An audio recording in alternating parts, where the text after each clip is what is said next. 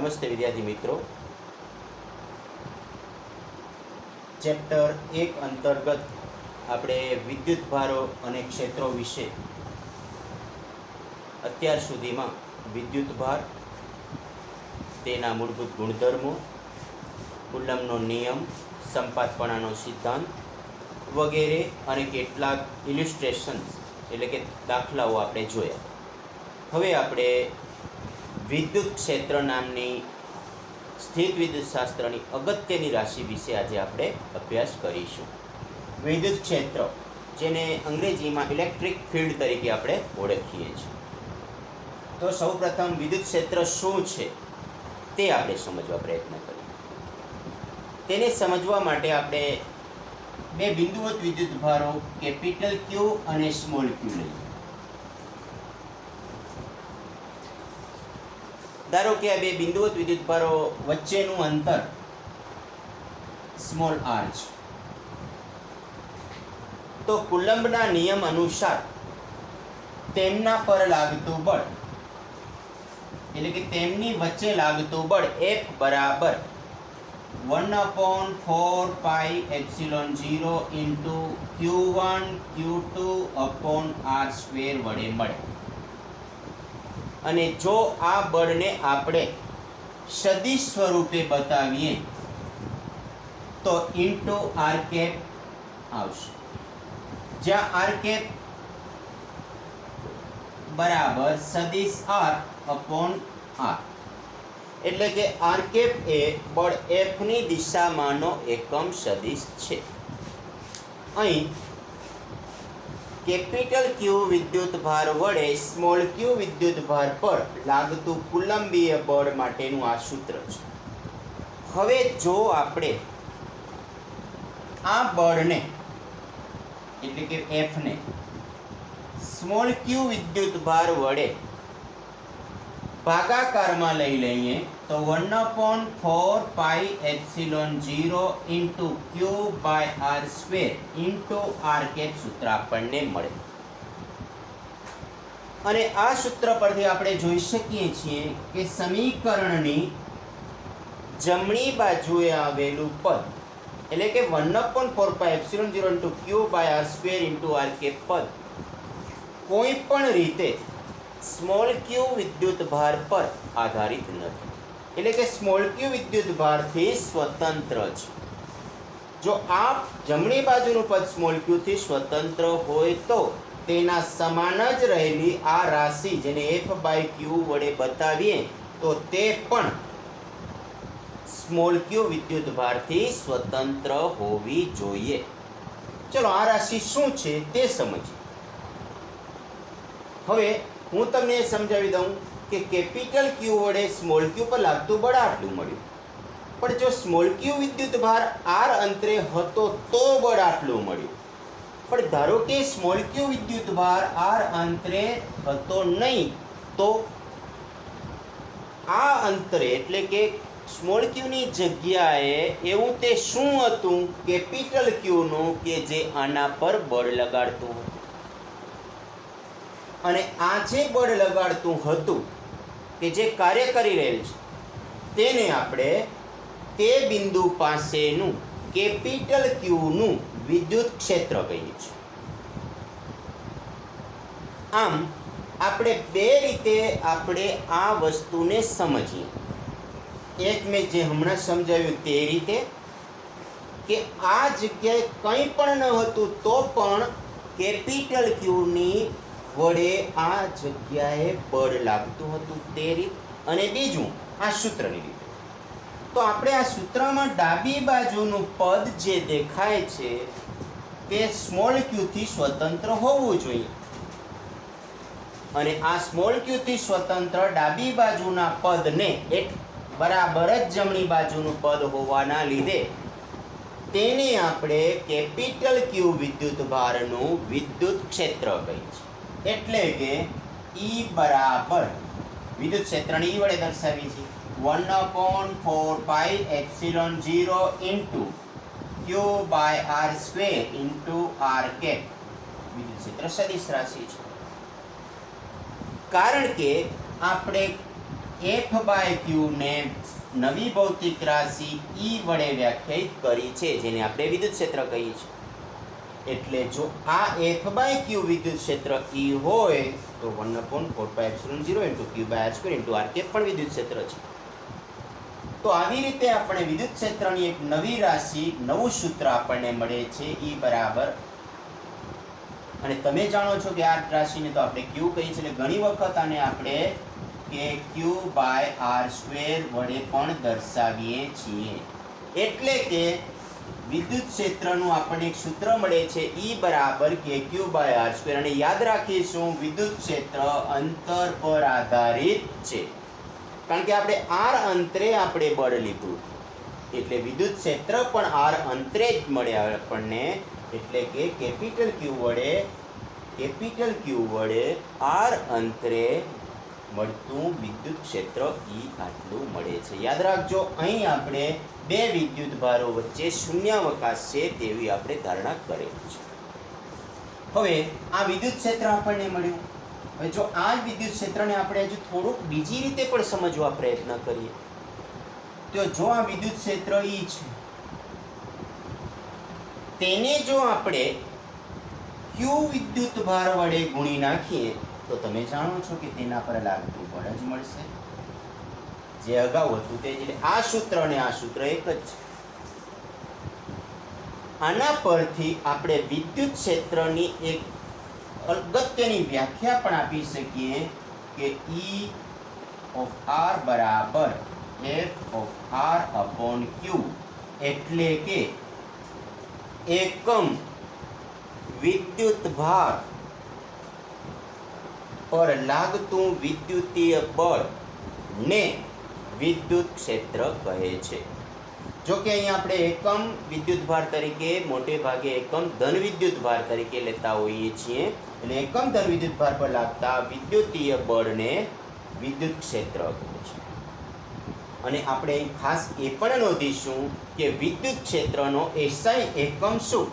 તો તમે જાણો છો કે બળનો એસઆઈ એકમ ન્યૂટન છે, અને વીજભાર ક્યુનો એસઆઈ એકમ કુલમ છે, એટલે ન્યૂટન પર કુલમ એ વિદ્યુત ક્ષેત્રનો એસઆઈ એકમ થશે. ન્યૂટન પર કુલમ. જો કે વિદ્યુત સ્થિતિમાન સાથે સંબંધ દર્શાવતો બીજો એક એકમ પણ છે, જે આપણે ચેપ્ટર 2 માં શીખીશું.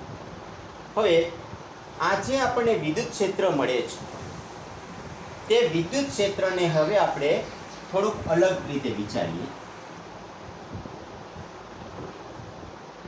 હવે આપણે અહીં જે સૂત્ર આપણને મળ્યું છે તેની અંદર આપણે અગાઉ જે બે વિદ્યુત ભારો લીધા, કેપિટલ ક્યુ અને સ્મોલ ક્યુ, તે પૈકી કેપિટલ ક્યુનું જ્યારે વિદ્યુત ક્ષેત્ર લઈએ છીએ ત્યારે તેના વિદ્યુત ક્ષેત્રમાં સ્મોલ ક્યુ વિદ્યુત ભાર પોતાનો ફાળો ન આપે તે માટે સ્મોલ ક્યુ વિદ્યુત ભાર શક્ય તેટલો નાનો હોવો જોઈએ.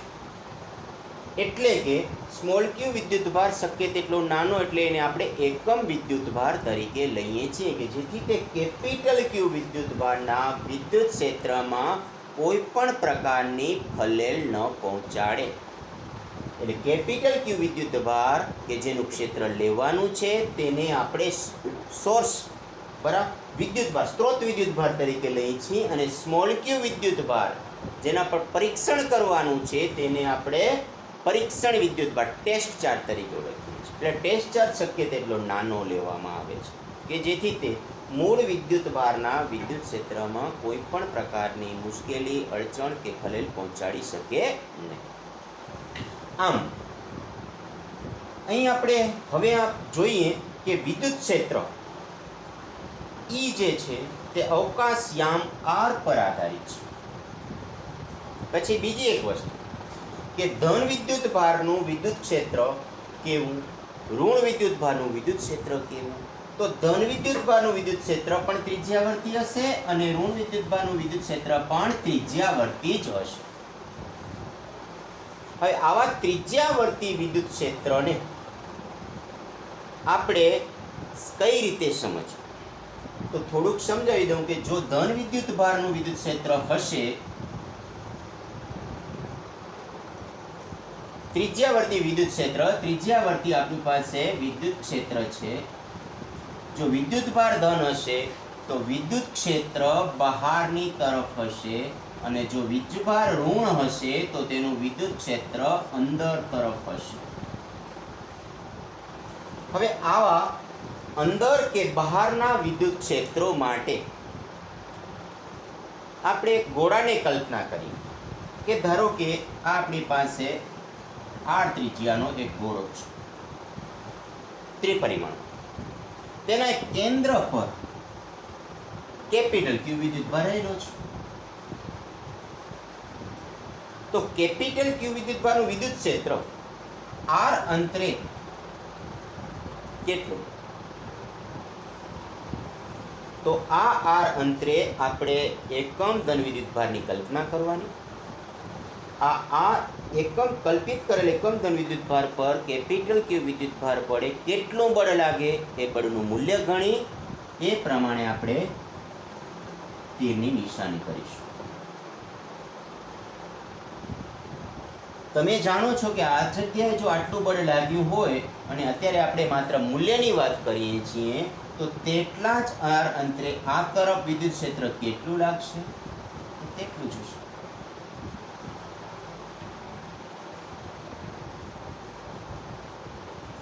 તેટલા જ r અંતરે આ તરફના બિંદુએ એટલું જ વિદ્યુત ક્ષેત્ર હશે. તેટલા જ r અંતરે નીચેની જગ્યાએ એટલું જ વિદ્યુત ક્ષેત્ર હશે.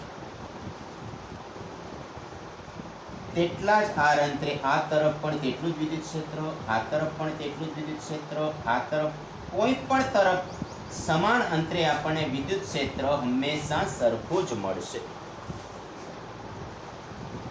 હવે આપણે એ સમજ્યું કે આ અંતરે કેટલું વિદ્યુત ક્ષેત્ર. તો તમે જાણો છો કે આ તો થોડુંક દૂરનું બિંદુ થઈ ગયું.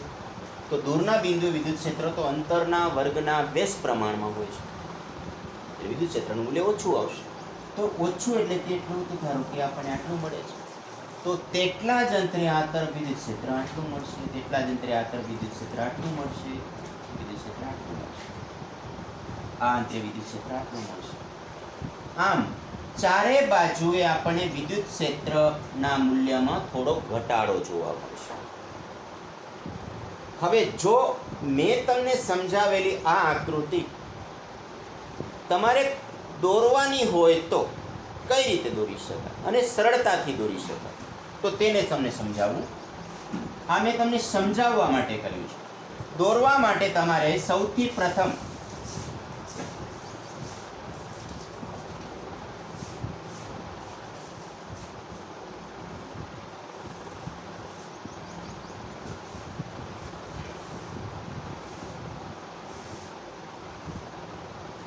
આવું ત્રિજ્યાવર્તી ક્ષેત્ર લઈ વચ્ચે આપણે આપણો કેપિટલ ક્યુ વિદ્યુતભારને ધારીશું.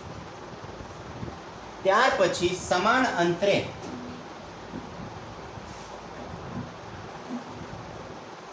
આવેલા બિંદુઓ માટે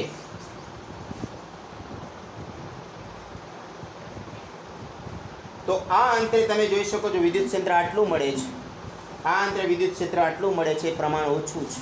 તો આપણને આ રીતે ત્રિપરિમાણિક વિદ્યુત ક્ષેત્ર દેખાય છે જે ત્રિજ્યાવર્તી છે. જો કે આકૃતિમાં આપણે માત્ર દ્વિપરિમાણિક જ દોરી શકતા હોવાના લીધે તમને આ 2 ડાયમેન્શનલ લાગે છે, પણ ત્રિપરિમાણમાં આખા ગોળાની વચ્ચે કેન્દ્ર પર એક વિદ્યુતભાર રહેલો કલ્પના કરો, તેની ચારે બાજુ વિદ્યુત ક્ષેત્ર રહેલું છે તેવી કલ્પના કરી શકાશે. તો આ આપણને વિદ્યુત ક્ષેત્રનો એક ખૂબ અગત્યનો કન્સેપ્ટ અને ધન વિદ્યુતભારનો કન્સેપ્ટ છે. એટલે કે જો Q > 0 હોય તો હવે આપણે એ પણ જોઈએ કે જો વિદ્યુતભાર Q <0 હોય તો કેટલું મળે. જો Q <0 હશે તો માત્ર આ જે આપણી પાસે દેખાય છે તેની દિશા બદલાઈ જશે. Q <0 હશે તો આની આપણે દિશા બદલાશે. તમને જો હું સમજાવું છું તો આ દિશા અંદર તરફ તમે જોઈ શકો છો મૂલ્ય વધુ છે, અને આ દિશા પણ અંદર તરફ તમે જોઈ શકો છો મૂલ્ય નાના છે. તો બસ Q લેસ ધેન 0 માટેની વિદ્યુત ક્ષેત્રની આકૃતિ આપણને આ પ્રકારની મળશે, જેને આપણે વિદ્યુત ક્ષેત્રની ક્ષેત્ર રેખાઓ કહીએ છીએ. તો મિત્રો આપણે Q ગ્રેટર ધેન 0 અને Q લેસ ધેન 0 વિદ્યુત ભાર હોય તો તેના માટે વિદ્યુત ક્ષેત્ર કઈ રીતે દોરી શકાય તે આપણે સમજીએ. મિત્રો, આ વિદ્યુત ક્ષેત્ર સૌ પ્રથમ આપણે ફેરેડે નામના વૈજ્ઞાનિકે આ વિદ્યુત ક્ષેત્રનો ખ્યાલ રજૂ કર્યો હતો. અને એ પણ યાદ રાખજો કે વિદ્યુત ક્ષેત્ર વડે ઉર્જાનું પણ વહન થાય છે, જે આપણે વિદ્યુત ચુંબકીય તરંગો કે જે ગતિમાન વિદ્યુત ભાર વડે મળે છે ત્યારે જ્યારે અભ્યાસ કરીશું ત્યારે વધારે ડિટેલમાં આપણે સમજીશું. હવે આપણે વિદ્યુત ભારો, ધારો કે આપણે બે જોયા, એના બદલે ઘણા બધા વિદ્યુત ભારો રહેલા હોય અને તેવા સંજોગોમાં પરિણામી વિદ્યુત ક્ષેત્ર શોધવું હોય તો ચાલો સમજીએ.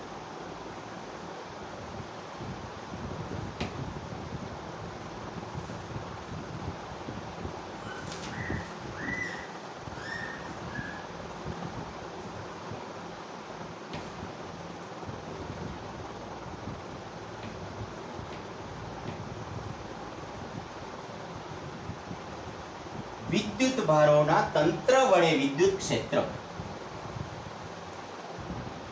ધારો કે આપણે એક બિંદુ લઈ લઈએ છીએ P, કે જે બિંદુ P પાસે આપણે Q1 વિદ્યુત ભાર વડે, Q2 વિદ્યુત ભાર વડે, Q3 વિદ્યુત ભાર વડે, Q4 વિદ્યુત ભાર વડે કેટલું વિદ્યુત ક્ષેત્ર મળે છે તે સમજવું છે. તો સૌ પ્રથમ Q1 વડે બિંદુ P પાસે કેટલું વિદ્યુત ક્ષેત્ર મળે એ સમજીએ. તેના માટે કુલમ્બના નિયમનો ઉપયોગ કરીએ. તેના પરથી વિદ્યુત ક્ષેત્ર E1 વ્યાખ્યાયિત કરી. ધારો કે Q1 વડે આ R અંતરે છે, Q1 વડે R1 અંતરે P બિંદુ પાસે આપણે વિદ્યુત ક્ષેત્ર સમજવા પ્રયત્ન કરીએ છીએ. તો તેનું વિદ્યુત ક્ષેત્ર ધારો કે E1 P છે, સદિશ રાશિઓથી દર્શાવીશું. આ જ રીતે Q2 વિદ્યુત ભાર વડે R2P અંતરે વિદ્યુત ક્ષેત્ર ધારો કે E2P છે. Q3 વિદ્યુત ભાર વડે R3P અંતરે વિદ્યુત ક્ષેત્ર ધારો કે R3P છે. અને Q4 વિદ્યુત ભાર વડે P બિંદુએ વિદ્યુત ક્ષેત્ર E3P છે. અહીં જો કે આની જગ્યાએ આપણે E વડે બતાવવું પડશે. આમ કુલમ્બના નિયમનો ઉપયોગ કરીને અને વિદ્યુત ક્ષેત્રની વ્યાખ્યાનો ઉપયોગ કરીને આ બિંદુઓએ વિદ્યુત ભારોના મૂલ્ય પ્રમાણે વિદ્યુત ક્ષેત્રો મળ્યા. હવે આપણે સંપાતપણાના નિયમનો ઉપયોગ કરીને આ જે વિદ્યુત ક્ષેત્ર મળે છે E1P, E2P, E3P, E4P વિદ્યુત ક્ષેત્રોનો જો આપણે સદિશ સરવાળો કરીએ તો આપણને P બિંદુ પાસેનું પરિણામી વિદ્યુત ક્ષેત્ર E મળે. આ પરિણામી વિદ્યુત ક્ષેત્ર કેટલું મળે એ સમજવા માટે આપણે, તમને ખ્યાલ છે કે સંપાતપણાના સિદ્ધાંતમાં કુલમ્બ લાગતા દરેક બળ સ્વતંત્ર લેવામાં આવે છે. તો એ પ્રમાણે આ દરેકમાં તમને ખ્યાલ છે તે પ્રમાણે 1/4πε0, ધારો કે E1P આપણે લખીએ છીએ તો 1/4πε0 ઇન્ટુ Q1/R1P નો સ્ક્વેર ઇન્ટુ R1P કેરેટ મળે. આ જ રીતે જો આપણે E2P સદિશ લઈએ તો plus 1/4πε0 into Q2 upon R2P square into R2P caret મળશે. આ જ રીતે ત્રીજા વિદ્યુત ભારમાં અહીં 3 આવશે, ચોથા વિદ્યુત ભારમાં અહીં 4 આવશે. તો જો આપણે આ પદને વારંવાર ન લખવા હોય તો તેના બદલે આપણે અહીં સિગ્માનો ઉપયોગ કરી શકશું. જેમ કે E બરાબર પરિણામી વિદ્યુત ક્ષેત્ર E બરાબર 1/4πε0 ઇન્ટુ Q1. એટલે Q1 તો તમે જોઈ શકો છો કે આપણી પાસે આ પદમાં છે, પણ અહીં Q2 છે, ત્યાં Q3 છે, અહીં Q4 આવશે. તો સિગ્મા લખીએ, QI લખી નાખીએ, જ્યાં I is equal to 1 to 4 લખીએ છીએ અપોન R. હવે તમે જોઈ શકો છો કે 1P છે, અહીં 2P છે, અહીં 1P નો સ્ક્વેર, અહીં 2P નો સ્ક્વેર, અહીં આવશે 3P નો સ્ક્વેર, અહીં 4P નો સ્ક્વેર આવશે. એટલે વ્યાપક રીતે RIP નો સ્ક્વેર લખી અને I બરાબર તમને ખ્યાલ છે કે 1 થી 4 છે, એટલે 1 થી 4 થશે. એટલે આપણને આ પદ બધા મળી જશે. હવે R1P કેરેટ માટે અહીં R1P કેરેટ છે, અહીં R2P કેરેટ છે, ત્યાં R3P કેરેટ આવશે, અહીં R4P કેરેટ. તો આને બતાવવા માટે R1 અને 2 ચેન્જ થાય છે, એટલે RIP કેરેટ. તો આપણને ઘણા બધા વિદ્યુત ભારોના તંત્ર વડે મળતું વિદ્યુત ક્ષેત્રનું પરિણામી મૂલ્ય P બિંદુ પાસે P બરાબર આ સૂત્ર વડે મળે છે. અહીં આપણે 4 વિદ્યુત ભારો લીધા છે, પણ જો આપણે n વિદ્યુત ભારો લઈએ તો આ વિદ્યુત ક્ષેત્રમાં આપણે બીજું કશું નથી કરવાનું, માત્ર 4ની જગ્યાએ n મૂકવાના છે.